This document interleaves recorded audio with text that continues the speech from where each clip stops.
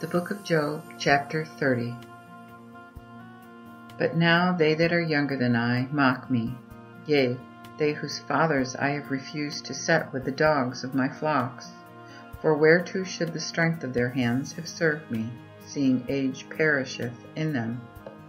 For poverty and famine they were solitary, fleeing into the wilderness, which is dark, desolate, and waste.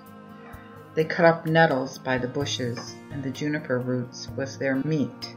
They were chased forth from among men, they shouted at them as at a thief. Therefore they dwelt in the clefts of the rivers, in the holes of the earth and rocks. They roared among the bushes, and under the thistles they gathered themselves. They were the children of fools, and the children of villains, which were more vile than the earth. And now I am their song, and I am their talk. They abhor me, and flee far from me, and spare not to spit in my face. Because that God hath loosed my cord and humbled me, they have loosed the bridle before me. The youth rise up at my right hand. They have pushed my feet, and have trode on me, as on the paths of their destruction. They have destroyed my paths. They took pleasure at my calamity. They had no help. They came as a great breach of waters, and under this calamity they come on heaps. Fear is turned upon me, and they pursue my soul as the wind, and my health passeth away as a cloud. Therefore my soul is now poured out upon me, and the days of affliction have taken hold on me. It pierceth my bones in the night, and my sinews take no rest. For the great vehemency is my garments changed, which compasseth me about as the collar of my coat. He hath cast me into the mire, and I am become like ashes and dust. When I cry unto thee, thou dost not hear me, neither regardest me when I stand up. Thou turnest thyself cruelly against me, and art enemy unto me with the strength of thine hand.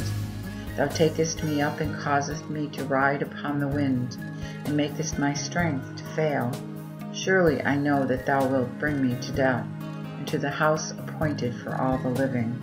Doubtless none can stretch his hand unto the grave, though they cry in his destruction. Did not I weep with him that was in trouble? Was not my soul in heaviness for the poor? Yet when I looked for good, evil came unto me, and when I waited for light, there came darkness. My bowels did boil without rest, for the days of affliction are come upon me. I went mourning without sun. I stood up in the congregation and cried. I am a brother to the dragons, and a companion to the ostriches. My skin is black upon me, and my bones are burnt with heat. Therefore mine harp is turned to mourning, and my organs into the voice of them that weep. Job chapter 31. I made a covenant with mine eyes. Why then should I think on a maid? For what portion should I have of God from above, and what inheritance of the Almighty from on high? Is not destruction to the wicked, and strange punishment to the workers of iniquity? Doth not he behold my ways, and tell all my steps?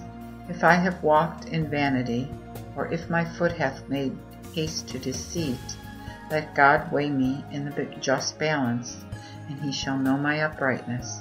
If my step hath turned out of the way, or mine heart hath walked after mine eye, or if any blot hath cleaved to my hands, let me sow, and let another eat. Yea, let my plants be rooted out. If mine heart hath been deceived by a woman, or if I have laid wait on the door of my neighbor, let my wife grind unto another man, and let other men bow down upon her. For this is a wickedness and iniquity to be condemned. Yea, this is a fire that shall devour to destruction, and which shall root out all my increase. If I did condemn the judgment of my servant and of my maid when they did contend with me. But what then shall I do when God standeth up? And when he shall visit me, what shall I answer? He that hath made me in the womb, hath he not made him? Hath he not alone fashioned us in the womb? If I restrained the poor of their desire, or have caused the eyes of the widow to fail, or have eaten my morsels alone, and the fatherless hath not eaten thereof. For from my youth hath he grown me up with me as with a father, and from my mother's womb have I been a guide unto her. If I have seen any perish for want of clothing, or any poor without covering, if his loins have not blessed me, because he has warmed with the fleece of my sheep, if I have lifted up mine hand against the fatherless, when I saw that I might help him in the gate, let mine arm fall from my shoulder, and mine arm be broken from the bone. For God's punishment was fearful unto me, and I could not be delivered from his highness. If I made gold mine hope, or have said to the wedge of gold, Thou art my confidence, if I rejoiced because of my substance was great, or because mine hand had gotten much, if I did behold the sun when it shined, or the moon walking in her brightness, mine heart did flatter me in secret, or if my mouth did kiss mine hand, this also had been an iniquity to be condemned, for I had denied the God above. If I rejoiced at his destruction that hated me, or was moved to joy when evil came upon him, neither have I suffered my mouth to sin, by wishing a curse unto his soul. Did not the men of my tabernacle say, Who shall give us his flesh? We cannot be satisfied.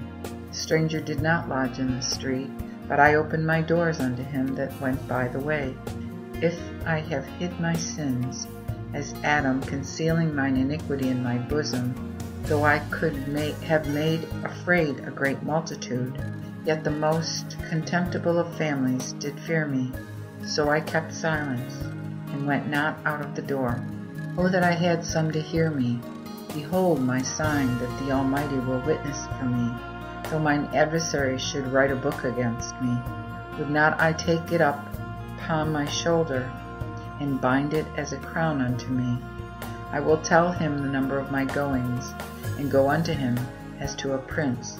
If my land cry against me, or the furrows thereof complain together, if I have eaten the fruits thereof without silver, or if I have grieved the souls of the masters thereof, let thistles grow instead of wheat, and cockle instead of barley.